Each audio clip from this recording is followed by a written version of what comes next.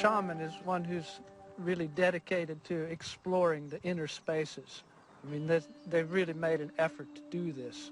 And as a scientist, I have to say that we don't and we can't know everything, and that there's so many things that we can't know and don't know, that we have to leave open the possibility that there are people like shamans who can tune into information that's not readily available to other people.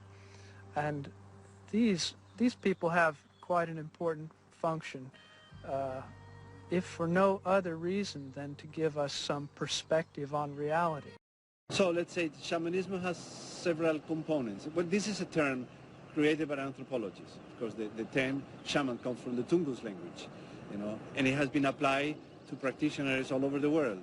So, and it's applied even to modern practitioners, Western practitioners. So it's a term that has been used so much. It's very difficult now, to define somehow, what it will be a real shaman. But I would say they will have several characteristics.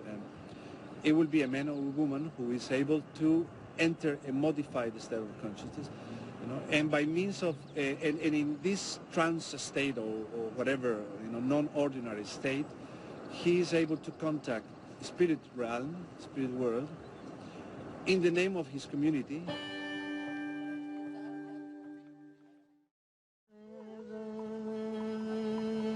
El chamanismo es una ciencia natural que los hombres han descubierto en todas partes de la tierra, según su raza, según su folclore, según sus épicas, según sus ritos, sus leyendas, sus cuentos y mitologías. El hombre siempre es una persona dedicado a las cosas espirituales. Prácticamente el hombre es como un animal religioso. Yo enseño a los jóvenes a tener este conocimiento psicomágico o la práctica espiritual, para que así ellos puedan enseñar a su pueblo, trabajar en su pueblo como chamanes, no solamente el trabajo de chamanismo, también enseñar cómo vivir la vida, cómo vivir en la tierra, cómo respetar los fenómenos de la naturaleza. Entonces, esto es para mí muy importante, porque sin este conocimiento espiritual, uno pierde también el equilibrio de su conocimiento como ser humano. Si no se entra a una vida disciplinada digo así porque hay limitaciones de los alimentos, hay limitaciones de las bebidas, hay limitaciones en la conversación, en la forma de pensar, ¿no? Estar purificado, ¿no? Entonces, en base a esa disciplina, uno puede captar las visiones, el conocimiento, los contactos con los espíritus y seguir avanzando hacia el fondo de la parte espiritual. If you look at the Old Testament, you have Moses having the vision of Jehovah in the burning bush. You have Abraham communicating with the angel. In the New Testament, Jesus being tempted by the devil. St. John of the Cross having the vision of the Apocalypse. The beginning of Islam, where the mystical visions of Muhammad, the visitation of Archangel Gabriel. The story of Buddhism begins with the experiences of the Buddha. So we would not have religion without these experiences of the founders of the religion, of the prophets, of the saints. So it's very interesting that when religions get organized, they very frequently move away from these experiences. And today in many of these today's churches, you just go there and you hear stories about what happened to people 2,000 years ago, But if somebody in today's church would have really a full-blown experience of the kind that inspired the religion, your average priest would call the ambulance, and the person would be taken to a psychiatrist and put on tranquilizers. When the Europeans came to the Americas in the 16th century, the 17th century, they brought with them the laws of the Inquisition, which specifically forbade the utilization of plant psychoactive material to facilitate altered states, and specifically rejected and identified it as an abomination and heresy to utilize such psychotropic plants in attempts to heal individuals.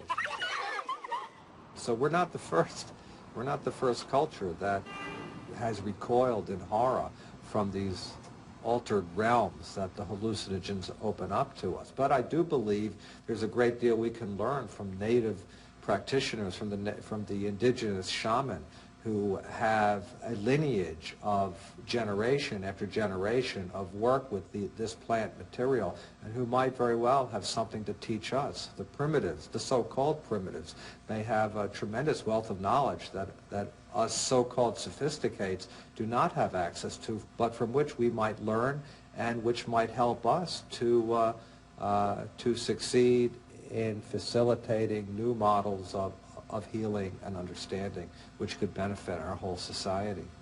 I think that clearly shamanism is an ancestral science, and it's ancestral, but it's contemporary as well, because it has survived so many thousands of years. These techniques are the result of centuries, millennia of trial and error, which is the scientific method.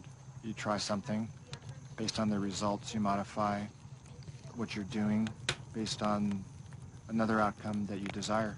I think these are technologies of consciousness. These are technologies of the spirit, and there's no reason that they have to be hidden. I mean, you might have to work a little bit to get them and have certain responsibilities, but to make them off limits and to turn them into some kind of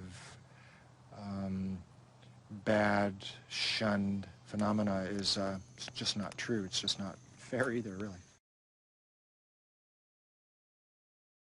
Jess Callaway, docteur en pharmacologie à l'université de Kyoto en Finlande, et Charles Grob, psychiatre en activité à l'hôpital de Torrance à Los Angeles, ont participé au Brésil à Ayahuasca Project, la plus importante étude expérimentale sur l'ayahuasca jamais réalisée. Ils ont pendant des mois suivi 15 utilisateurs de la plante, procédé à des analyses de sang, des électrocardiogrammes, surveillé la pression sanguine et suivi psychiatriquement ces individus. Avant et après les sessions, ils ont procédé sur un sujet à des scanners du cerveau. Leurs résultats sont exemplaires. L'ayahuasca ne provoque ni accoutumance, ni toxicité physiologique. Au contraire, les niveaux de sérotonine, notre antidépresseur naturel qui normalement baisse après l'usage de toutes les drogues connues, étaient ici en augmentation dans le sang. Des modifications physiques temporaires du cerveau avaient été enregistrées. Elles signalaient un accroissement provisoire des neurorécepteurs alloués à cette même sérotonine. Ces découvertes sont proprement révolutionnaires sur le plan des potentiels thérapeutiques. Well, usually, you know, when we look at Western science, there's the Cartesian Newtonian thinking is seen as something that is very rational, very far from non-ordinary states, and we forget that the inspiration for Descartes, for the Discours de la Méthode, came from a dream, and a dream within a dream, basically, you know, from a non-ordinary state of consciousness.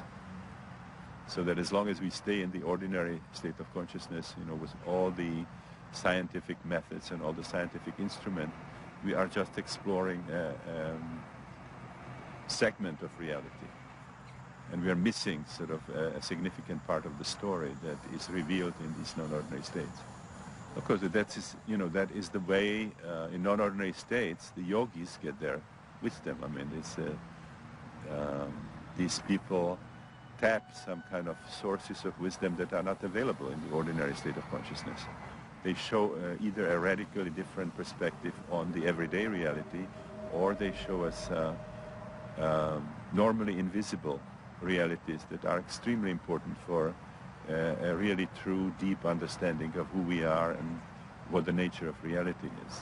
It is the oldest spiritual system, also the oldest healing art. It is a system where the spiritual approach and the healing approach are not separated the way we have it in our culture, but it's integrated. And I see the shamans as the early pioneers of consciousness.